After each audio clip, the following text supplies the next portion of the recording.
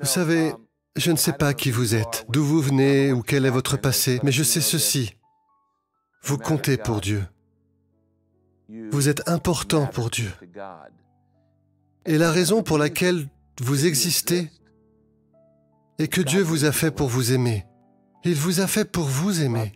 S'il n'avait pas voulu vous aimer, vous n'existeriez pas. Et si Dieu devait vous dire aujourd'hui ces mots, il dirait, « Je vous ai imaginé. Je vous ai formé dans le ventre de votre mère. J'ai observé chaque jour de votre vie, les bons jours, les mauvais jours, les hauts et les bas, et je n'ai jamais cessé de vous aimer. Et toute la douleur que vous avez traversée, je l'ai pleurée. La Bible dit que Dieu pleure. J'ai pleuré devant les souffrances que vous avez endurées. Et j'ai attendu ce jour, et je veux que vous me connaissiez. Nous ne parlons pas de religion. Nous parlons d'une relation personnelle. Je vous ai créé pour une amitié. Vous savez, je suis un ami de Dieu. Je marche avec lui depuis maintenant plus de 50 ans. Je connais sa voix, je connais son toucher, et je sais que peu importe ce que j'affronte à l'avenir, je m'en sortirai parce que Dieu est avec moi. Il n'est jamais absent de moi. N'avez-vous jamais pensé que la douleur que vous traversez en ce moment, c'est peut-être pour attirer votre attention? Et pour que Dieu vous dise, je suis là à vous attendre. Mais c'est un gentleman, il n'entre pas dans votre vie avant que vous ne l'y invitiez. Vous dites, que va-t-il se passer si je donne ma vie à l'amour de Jésus-Christ? 3 choses vont se produire dans votre vie. Le passé, le présent et le futur. Premièrement, votre passé sera pardonné. Deuxièmement, vous aurez un but dans la vie, puis une maison au ciel.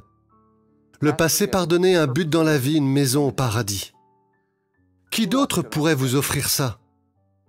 Personne. Personne. Vous avez été créé par Dieu. Et vous avez été créé pour Dieu. Tant que vous ne comprendrez pas cela, la vie n'aura aucun sens. Le but de votre vie n'est pas votre carrière. Le but de votre vie n'est pas votre famille. Le but de votre vie n'est pas vos loisirs.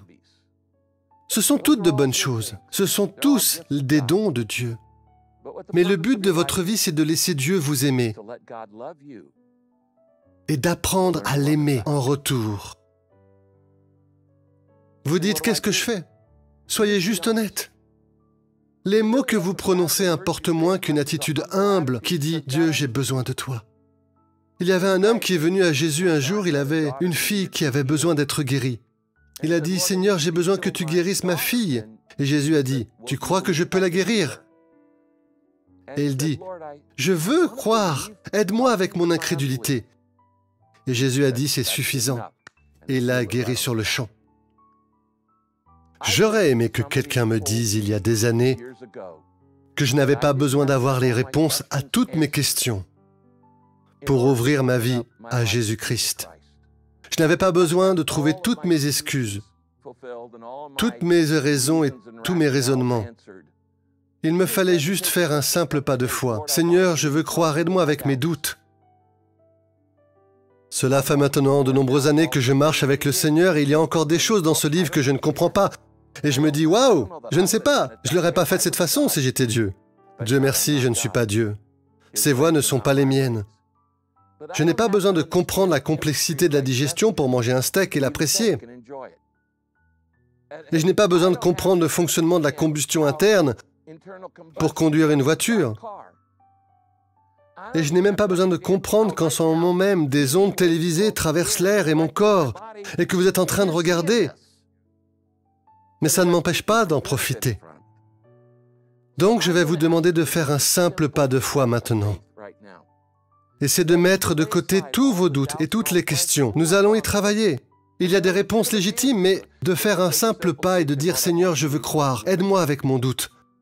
Aide-moi avec mon doute. » Une nuit, il y a de nombreuses années en arrière, dans une cabane en Californie du Nord, dans un camp chrétien, je travaillais comme maître nageur dans un camp. Et je suis rentré dans cette cabane la nuit et je me suis mis à genoux. Et j'ai fait une simple prière, quelque chose comme ça. J'ai dit, Dieu, s'il y a un Dieu, je veux te connaître. Et si tu peux me donner une meilleure vie que celle que je vis en ce moment, je le veux. Je le veux. J'aimerais aller au paradis, mais j'aimerais avoir une meilleure vie en ce moment. Et donc, autant que je sache le faire, je t'ouvre ma vie et je dis oui. Oui, je te donne un chèque en blanc et je signe de mon nom. Tu remplis le montant et pour le reste de ma vie, je vivrai pour toi. Et je t'aimerai et j'apprendrai à te servir parce que tu m'as fait, parce que tu m'as sauvé, parce que tu as un but pour ma vie. Tu me veux avec toi pour toujours. Si j'existe, c'est à cause de ton amour. Et vous savez, quand j'ai prié cette simple prière, vous savez ce qui s'est passé? Rien! Je ne me suis pas senti différent. Aucun ange n'est descendu. Pas de battement d'ailes, pas de lumière aveuglante. Mes cheveux ne sont pas devenus blancs comme Charlton Heston. Mais c'était le tournant de ma vie. Et cette simple décision a changé le reste de ma vie. C'est un peu comme si un jour je me suis tenu devant un groupe de personnes et j'ai dit 3 mots qui ont changé ma vie. Je les ai dit à ma femme. Je lui ai dit « Je le veux ». 3 mots, je le veux. Quand j'ai dit ces 3 mots, je n'avais aucune idée de ce que je faisais. Et le reste de ma vie, pendant 45 ans, j'ai travaillé sur les implications de ces 3 mots. Je le veux. C'est comme dans ces petits caractères, vous savez. Et qu'elle dirait, oui, ça fait partie du je le veux. D'accord, c'est dans le je le veux. Ok, je le veux aussi. Je le veux aussi. Vous n'avez pas besoin de comprendre tout ça maintenant. Vous devez juste prendre un peu de foi. Vous dites, je n'ai pas la foi? Si, vous en avez. Quand vous vous asseyez sur une chaise, vous avez la foi qu'elle va vous maintenir debout.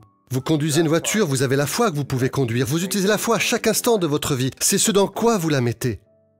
Alors prenez cette petite foi maintenant et je vais vous guider dans une simple prière. Cela va changer votre vie, mais pas seulement pour le reste de votre vie, mais pour toute l'éternité. D'accord? Vous n'avez pas besoin de fermer les yeux. Juste regardez-moi et dites ces mots. Notre Dieu, dites ça dans votre vie. Notre Dieu, autant que je sache le faire, j'invite Jésus-Christ dans ma vie. Je ne comprends pas tout, mais je sais que j'ai besoin de toi. Et je veux apprendre à te connaître. Et je veux apprendre à te faire confiance.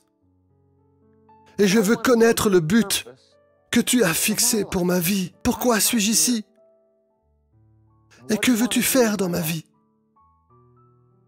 Et je dis, oui Seigneur, c'est ma réponse. Avant même que tu me poses la question. Oui. Merci de m'aimer. Merci d'être mort pour moi. Je veux te donner ma vie entièrement. En ton nom, je prie cela.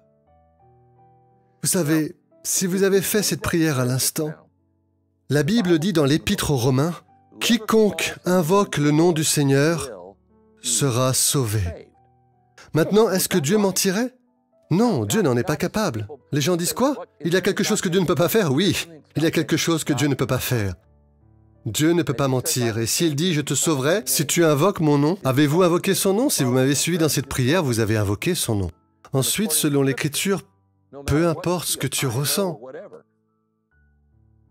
vous avez été introduit dans le royaume de Dieu. Vous avez été introduit dans la famille de Dieu. Vous êtes un enfant de Dieu. Il vous a toujours aimé. Il vous a créé. Mais maintenant, vous êtes dans sa famille. Vous savez, la première chose dont vous avez besoin, c'est d'une famille. Tu as besoin de trouver une maison familiale. Vous avez trouvé une église. Il y a beaucoup de bonnes églises dans votre région. Si tu n'en as pas, appelle TBN ou cherche sur le site église.org. On vous aidera à en trouver une dans votre région pour vous trouver un endroit. Et la première chose dont vous avez besoin en tant que nouveau chrétien, c'est la famille. Ils vous aideront à obtenir toutes les autres choses dans votre vie. Mais je prierai pour vous. Matt et Laurie, vous allez prier pour eux. Absolument. Et c'est la décision la plus importante que vous n'ayez jamais prise. Maintenant, laissez-moi juste vous dire ceci. Parfois, il y a un peu de réaction à retardement. Et je me souviens, quand j'ai dit ces mots à ma femme, « Je le veux » et que je me suis marié, je me souviens que je me suis réveillé le lendemain matin après notre nuit de noces. Je me suis retourné dans le lit, j'ai regardé ma femme et j'ai dit à Kay, ma nouvelle femme, je lui ai dit « tu sais, je ne me sens pas très marié. Elle m'a répondu, eh bien, peu importe comment tu te sens, n'est-ce pas? Pasteur, tu es marié maintenant. Tu as pris un engagement. Tu es marié, d'accord? Eh bien, c'était environ 2 semaines plus tard. J'étais un peu plus relax à la fin de la lune de miel et je me suis réveillé un matin et je me suis retourné dans le lit et j'ai dit à Kay, j'ai cette femme qui sera mon épouse pour le reste de ma vie. Et j'étais tellement excité que je suis sorti du lit et j'ai commencé à sauter partout. J'ai dit, je suis marié, je suis marié, je suis marié. Et elle a dit, c'est un peu tard, non? Donc, les émotions peuvent venir maintenant ou plus tard. Mais quand Dieu entre dans votre vie, il commence à faire des changements. Que Dieu vous bénisse. Shalom, j'espère que vous avez aimé cette vidéo. Abonnez-vous pour ne pas rater nos programmes. Merci de faire partie de notre famille TBN. Que Dieu vous bénisse. Shalom de Jérusalem.